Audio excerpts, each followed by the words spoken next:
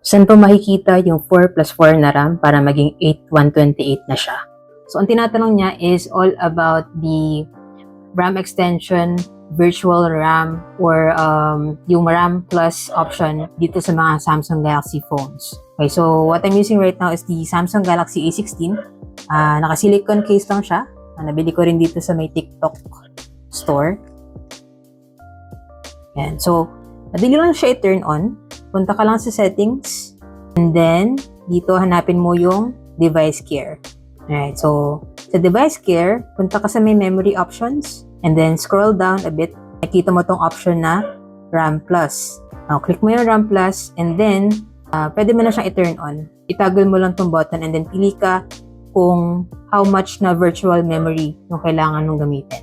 Okay, so, pag-click mo ng OK, for example, 4 GB RAM yung piliin natin, magre-restart siya. Okay, so click restart. So wait mo siya mag-restart. Yan, so on na uli ang ating phone.